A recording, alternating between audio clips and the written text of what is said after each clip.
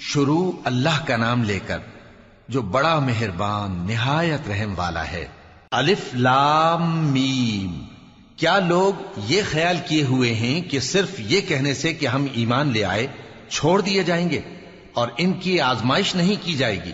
اور جو لوگ ان سے پہلے ہو چکے ہیں ہم نے ان کو بھی آزمایا تھا اور ان کو بھی آزمائیں گے، سو اللہ ان کو ضرور معلوم کرے گا جو اپنے ایمان میں سچے ہیں اور ان کو بھی جو جھوٹے ہیں۔ کیا وہ لوگ جو برے کام کرتے ہیں یہ سمجھے ہوئے ہیں کہ یہ ہمارے قابو سے نکل جائیں گے؟ جو فیصلہ یہ کرتے ہیں برا ہے۔ جو شخص اللہ کی ملاقات کی امید رکھتا ہو تو اللہ کا مقرر کیا ہوا وقت ضرور آنے والا ہے، اور وہ سننے والا ہے، جاننے والا ہے۔ اور جو شخص محنت کرتا ہے تو اپنے ہی فائدے کے لیے محنت کرتا ہے، بے شک اللہ تو سارے جہان سے بے نیاز ہے۔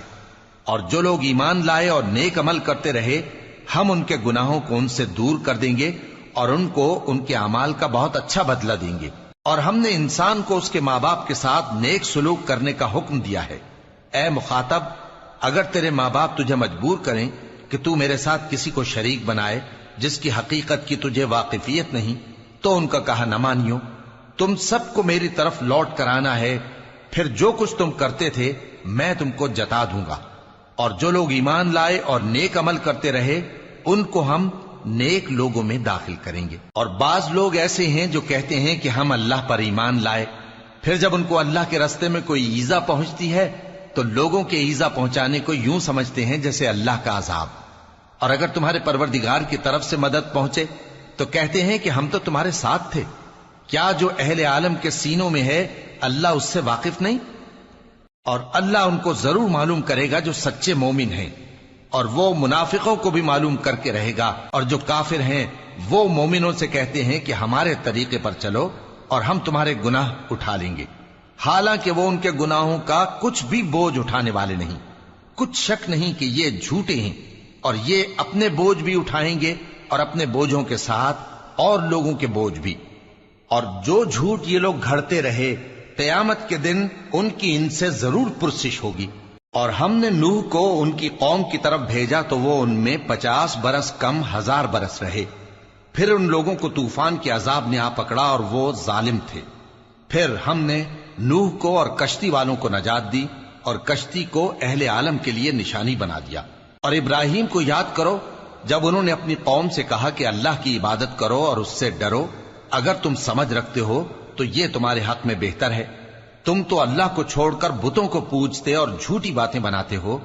جن لوگوں کو تم اللہ کے سوا پوجتے ہو وہ تم کو رزق دینے کا اختیار نہیں رکھتے، پس اللہ ہی کے ہاں سے رزق طلب کرو اور اسی کی عبادت کرو اور اسی کا شکر کرو، اسی کی طرف تم لوٹ کر جاؤ گے۔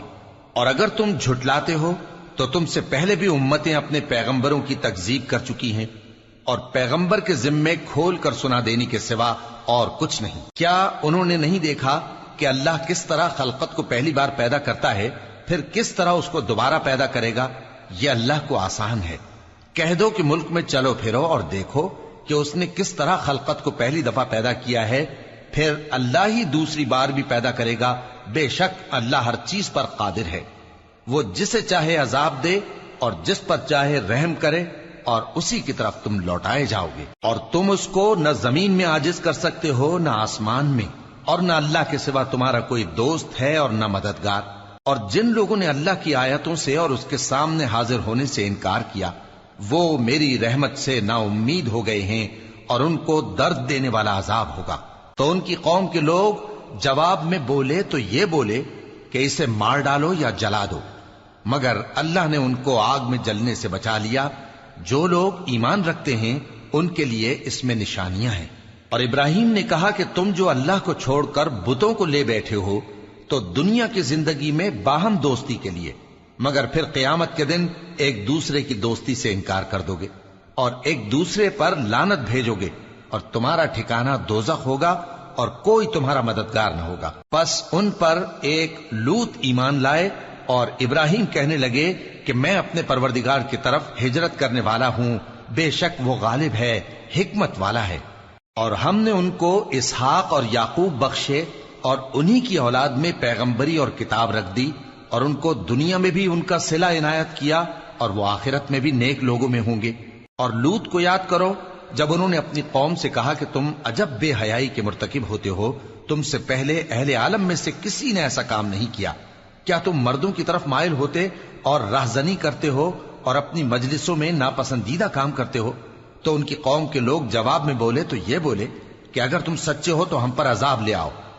لوط نے کہا کہ اے میرے پروردگار، ان مفسد لوگوں کے مقابلے میں مجھے نصرت عنایت فرما۔ اور جب ہمارے فرشتے ابراہیم کے پاس خوشی کی خبر لے کر آئے تو کہنے لگے کہ ہم اس بستی کے لوگوں کو ہلاک کر دینے والے ہیں کہ یہاں کے رہنے والے نافرمان ہیں۔ ابراہیم نے کہا کہ اس میں تو لوط بھی ہیں۔ وہ کہنے لگے کہ جو لوگ یہاں رہتے ہیں ہمیں سب معلوم ہیں، ہم ان کو اور ان کے گھر والوں کو بچا لیں گے بجز ان کی بیوی کے کہ وہ پیچھے رہنے والوں میں ہوگی۔ اور جب ہمارے فرشتے لوط کے پاس آئے تو وہ ان کی وجہ سے ناخوش اور تنگ دل ہوئے۔ فرشتوں نے کہا کچھ خوف نہ کیجیے اور نہ رنج کیجیے، ہم آپ کو اور آپ کے گھر والوں کو بچا لیں گے مگر آپ کی بیوی کے پیچھے رہنے والوں میں ہوگی۔ ہم اس بستی کے رہنے والوں پر اس سبب سے کہ یہ بدکرداری کرتے رہے ہیں آسمان سے عذاب نازل کرنے والے ہیں، اور ہم نے سمجھنے والے لوگوں کے لیے اس بستی کی ایک کھلی نشانی چھوڑ دی۔ اور مدین کی طرف ان کے بھائی شعیب کو بھیجا تو انہوں نے کہا اے قوم، اللہ کی عبادت کرو اور روز آخر کے آنے کی امید رکھو اور ملک میں فساد نہ مچاؤ۔ مگر انہوں نے ان کو جھوٹا سمجھا، سو ان کو زلزلے کے عذاب نے آ پکڑا اور وہ اپنے گھروں میں اوندھے پڑے رہ گئے۔ اور عاد اور سمود کو بھی ہم نے ہلاک کر دیا، چنانچہ ان کے ویران گھر تمہاری آنکھوں کے سامنے ہیں، اور شیطان نے ان کے اعمال ان کو آراستہ کر دکھائے اور ان کو سیدھے رستے سے روک دیا، حالانکہ وہ دیکھنے والے لوگ تھے۔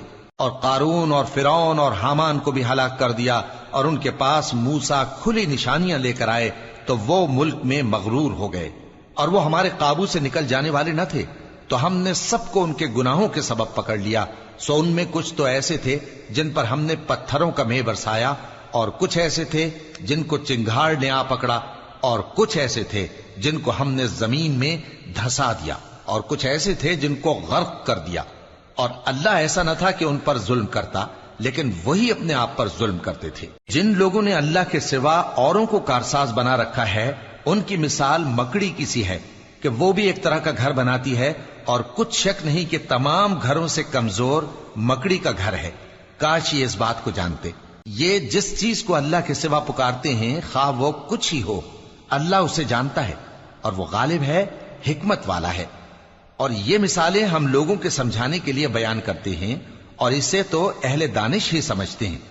اللہ نے آسمانوں اور زمین کو حکمت کے ساتھ پیدا کیا ہے، کچھ شک نہیں کہ ایمان والوں کے لیے اس میں نشانی ہے۔ اے نبی، یہ کتاب جو تمہاری طرف وحی کی گئی ہے اس کو پڑھا کرو، اور نماز کے پابند رہو۔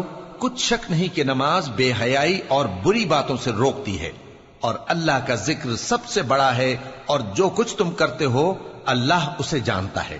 اور اہل کتاب سے بحث نہ کرو مگر ایسے طریق سے کہ نہایت اچھا ہو۔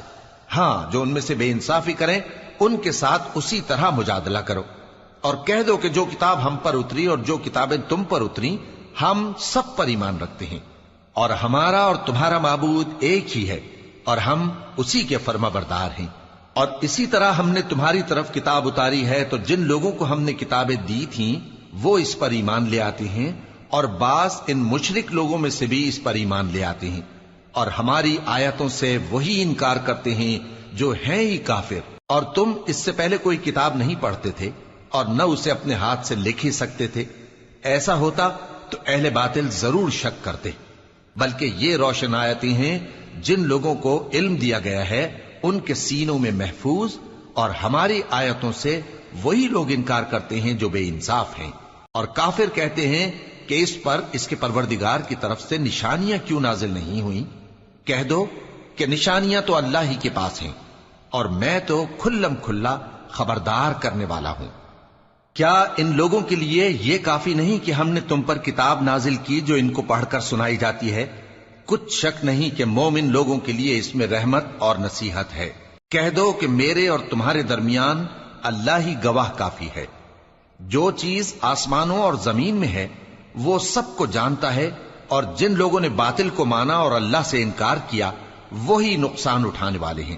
اور یہ لوگ تم سے عذاب کے لیے جلدی کر رہے ہیں، اور اگر ایک وقت مقرر نہ ہو چکا ہوتا تو ان پر عذاب آ بھی گیا ہوتا، اور وہ کسی وقت میں ان پر ضرور اچانک آ کر رہے گا اور ان کو معلوم بھی نہ ہوگا۔ یہ تم سے عذاب کے لیے جلدی کر رہے ہیں، جبکہ دوزخ تو کافروں کو گھیر لینے والی ہے۔ جس دن عذاب ان کو ان کے اوپر سے اور ان کے پیروں کے نیچے سے ڈھانک لے گا، اور اللہ فرمائے گا کہ جو کام تم کیا کرتے تھے اب ان کا مزہ چکھو۔ اے میرے بندو جو ایمان لائے ہو، میری زمین فراخ ہے تو میری ہی عبادت کرو۔ ہر شخص موت کا مزہ چکھنے والا ہے، پھر تم ہماری ہی طرف لوٹ کر آؤ گے۔ اور جو لوگ ایمان لائے اور نیک عمل کرتے رہے، ان کو ہم بہشت کے اونچے اونچے محلوں میں جگہ دیں گے، جن کے نیچے نہریں بہ رہی ہیں، ہمیشہ ان میں رہیں گے۔ نیک عمل کرنے والوں کا یہ خوب بدلہ ہے، جو صبر کرتے اور اپنے پروردگار پر بھروسہ رکھتے ہیں۔ اور بہت سے جانور ہیں جو اپنا رزق اٹھائے نہیں پھرتے، اللہ ہی ان کو رزق دیتا ہے اور تم کو بھی، اور وہ سننے والا ہے، جاننے والا ہے۔ اور اگر ان سے پوچھو کہ آسمانوں اور زمین کو کس نے پیدا کیا اور سورج اور چاند کو کس نے تمہارے زیر فرمان کیا، تو کہہ دیں گے اللہ نے۔ تو پھر یہ کہاں الٹے جا رہے ہیں؟ اللہ ہی اپنے بندوں میں سے جس کے لیے چاہتا ہے روزی فراخ کر دیتا ہے، اور جس کے لیے چاہتا ہے تنگ کر دیتا ہے۔ بے شک اللہ ہر چیز سے واقف ہے۔ اور اگر تم ان سے پوچھو کہ آسمان سے پانی کس نے برسایا، پھر اس سے زمین کو اس کے مرنے کے بعد کس نے زندہ کیا، تو کہہ دیں گے کہ اللہ نے۔ کہہ دو کہ اللہ کا شکر ہے، لیکن ان میں اکثر نہیں سمجھتے۔ اور یہ دنیا کی زندگی تو صرف کھیل اور تماشا ہے، اور ہمیشہ کی زندگی کا مقام تو آخرت کا گھر ہے۔ کاش یہ لوگ سمجھتے۔ پھر جب یہ کشتی میں سوار ہوتے ہیں تو اللہ کو پکارتے، خالص کرتے ہوئے اسی کے لیے اطاعت کو، لیکن جب وہ ان کو نجات دے کر خشکی پر پہنچا دیتا ہے تو جھٹ شرک کرنے لگ جاتے ہیں، تاکہ جو ہم نے ان کو بخشا ہے اس کی ناشکری کریں اور فائدہ اٹھائیں۔ سو خیر عنقریب ان کو معلوم ہو جائے گا۔ کیا انہوں نے نہیں دیکھا کہ ہم نے حرم کو مقام امن بنایا ہے اور لوگ ان کے گرد و نواح سے اچک لیے جاتے ہیں؟ کیا یہ لوگ باطل پر اعتقاد رکھتے ہیں اور اللہ کی نعمتوں کی ناشکری کرتے ہیں؟ اور اس سے بڑا ظالم کون جو اللہ پر جھوٹ بہتان باندھے، یا جب حق بات اس کے پاس آئے تو اس کی تکذیب کرے؟ کیا کافروں کا ٹھکانہ جہنم میں نہیں ہے؟ اور جن لوگوں نے ہمارے راستے میں محنت کی، ہم ان کو ضرور اپنے رستوں پر چلا دیں گے، اور اللہ تو نیکوکاروں کے ساتھ ہے۔